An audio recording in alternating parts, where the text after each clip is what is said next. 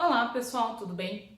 Vamos aí para mais um vídeo e no vídeo de hoje eu vou falar sobre diagrama de fases, tá? Na apostila de vocês está na unidade 6, na página aí 204. Então, pega a sua apostila e acompanha, está na física A, tá? Na aula passada, né, algumas aulas atrás, eu falei sobre a mudança do estado físico, né?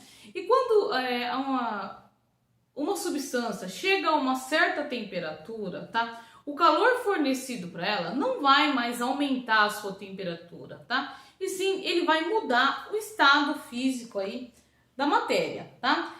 Um exemplo que tava é a água, né? Quando a água chega aí em ebulição, ela chega aí a 100 graus e começa aí a vaporizar, quer dizer, ela se transforma aí em vapor, né? Bom, e na mudança de fase, há alguns critérios aí que tem aí que ser seguido, tá? O primeiro critério é que a pressão durante a mudança de fase deve ser constante, tá?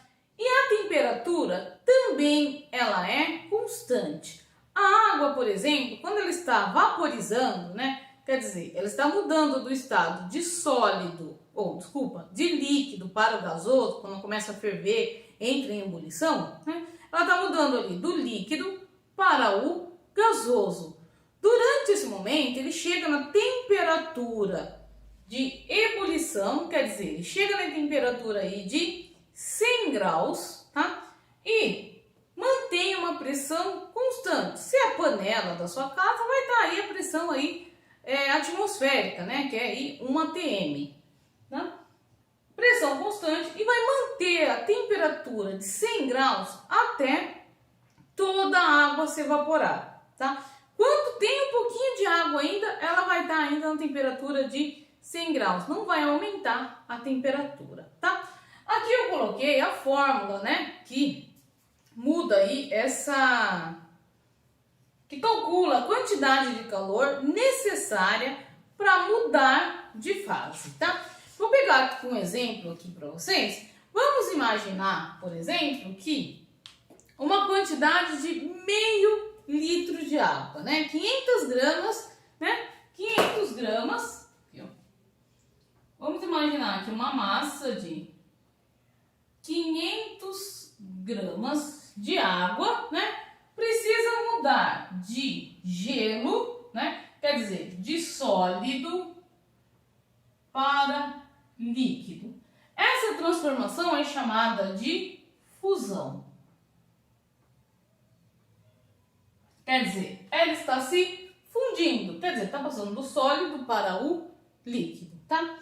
Nesse momento, quando acontece essa fusão, a temperatura tem que ser de 0 graus Celsius. Então, imagina que você pega lá um bloco de gelo, né? O seu gelo tem uma massa de 500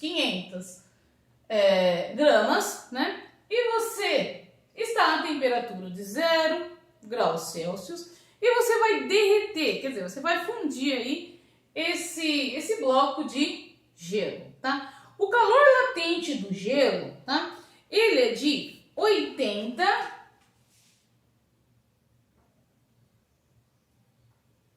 calorias, tá? Graus Celsius. Ou graus Celsius, gramas, agora eu não lembro. Tá certo, graus Celsius, tá?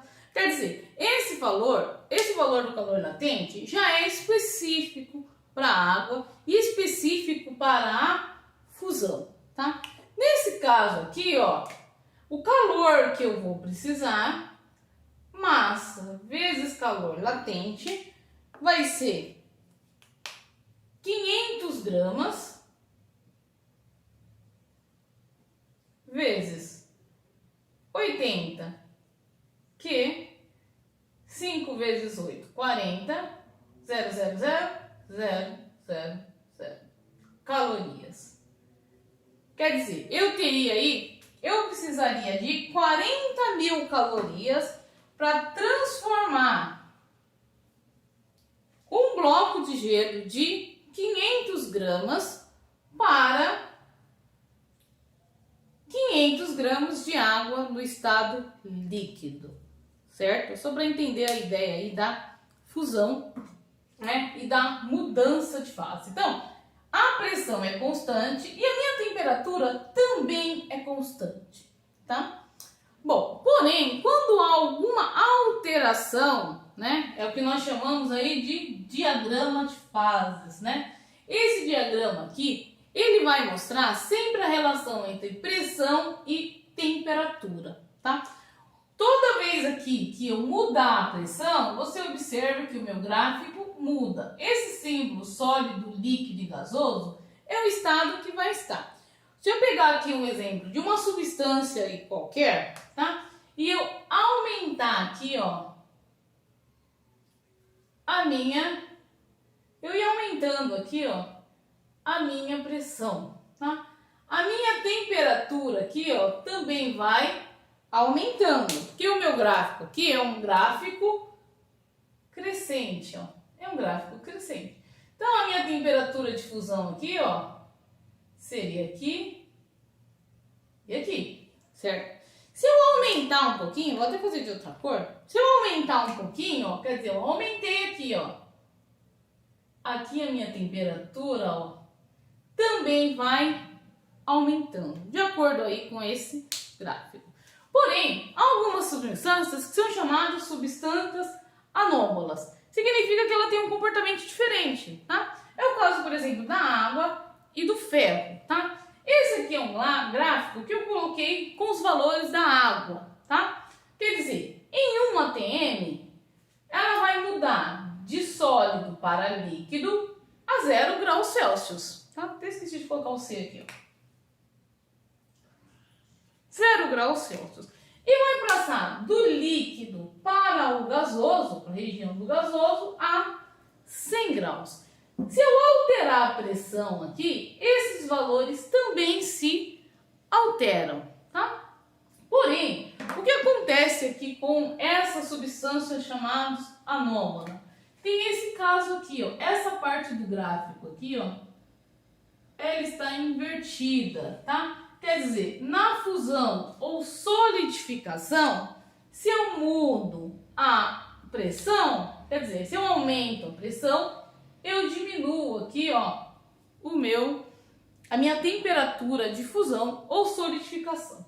Deixa eu pegar aqui um exemplo, ó. Vamos supor aqui que eu aumento aqui, ó, deixa eu até aumentar esse gráfico para ficar mais fácil, né? Vamos supor aqui, ó, aumentar aqui esse gráfico. Vamos supor que eu aumento a pressão, né? Aqui eu aumentei a pressão, ó.